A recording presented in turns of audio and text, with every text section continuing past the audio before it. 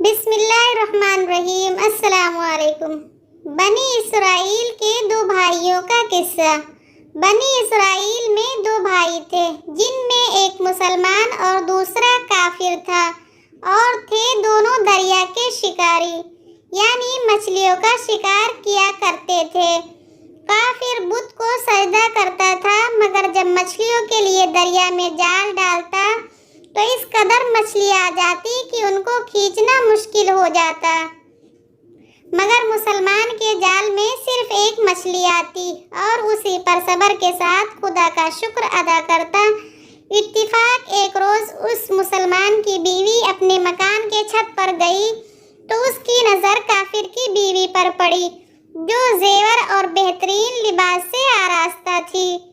یہ دیکھ کر اس مسلمان کی بیوی کے دل میں وسوسہ پیدا ہو گیا کہ کاش میں بھی ایسی ہوتی۔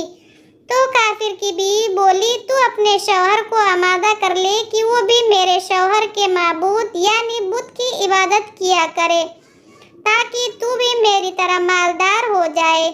یہ سن کر مسلمان کی بیوی کچھ غمزدہ ہو کر نیچے آئی، اور جب اس کا شوہر گھر آیا تو بیوی کا حال دیکھ کر دریافت کیا کہ آخر بات کیا ہے جس سے تو اس قدر غمزدہ معلوم ہوتی ہے۔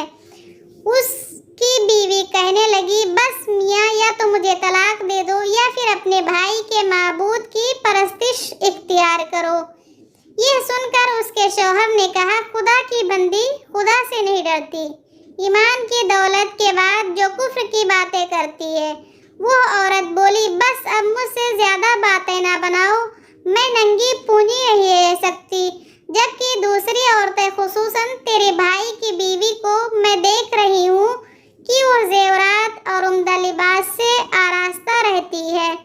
جب اس مرد مومن نے دیکھا کہ عورت ضد پر اتر آئی ہے اور اس کا اصرار حد سے بڑھ چکا ہے تو اس نے عورت کو تسلی دی اور کہا، اچھا، گھبرانے کی ضرورت نہیں، میں کل سے کاریگروں اور مزدوروں میں جا کر محنت کر کے تجھے روزانہ 2 درہم دیتا رہوں گا، ان 2 درہم سے تو اپنی حالت درست کر لینا۔ یہ سن کر عورت کو کچھ تسکین حاصل ہوئی۔ صبح سویرے وہ مرد مومن مزدوری کی تلاش میں نکلا، لیکن کسی نے اس کی بات نہ مانی۔ وہ پھرتا رہا، شہر شہر، گاؤں گاؤں کی خاک چھانتا رہا، لیکن کسی نے اس کی مدد نہیں کی۔ بالآخر مایوس ہو کر وہ دریا کے کنارے پہنچا اور شام تک اللہ تعالیٰ کی عبادت میں مصروف رہ کر رات کو جب گھر آیا تو بیوی نے دریافت کیا، میاں آج تم کہاں تھے؟ وہ کہنے لگا، میں بادشاہ کی خدمت میں تھا، بادشاہ نے مجھ سے 29 دن کام کرنے کی شرط رکھی ہے۔ اس کی بیوی بولی، آخر وہ بادشاہ تم کو کیا دے گا؟ تو اس نے جواب دیا، میرا بادشاہ بڑا کریم ہے اور اس کے خزانے مال و دولت سے بھرے ہوئے ہیں، وہ مجھے وہ دے گا جو میں چاہوں گا۔ چنانچہ اسی طرح وہ اپنے معبود برحق کی عبادت میں مصروف رہا۔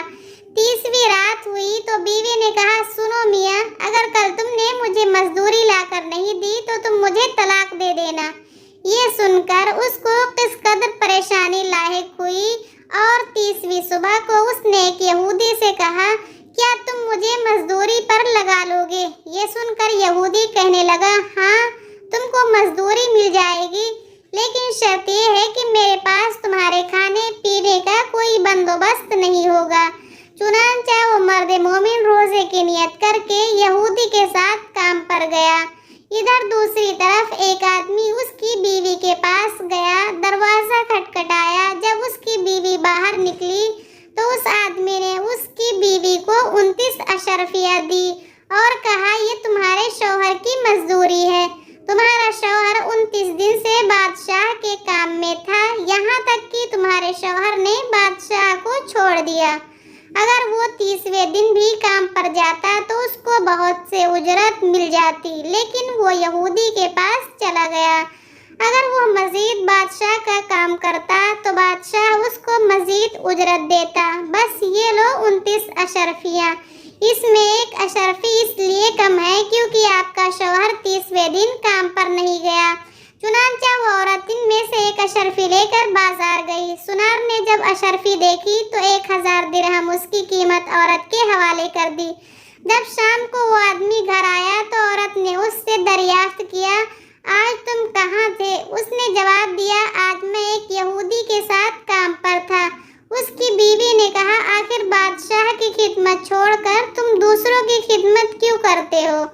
फिर अपने शौहर को अशरफियों का वाकया सुनाया, जिसको सुनकर वो मर्द मोमिन रोते रोते बेहोश हो गया।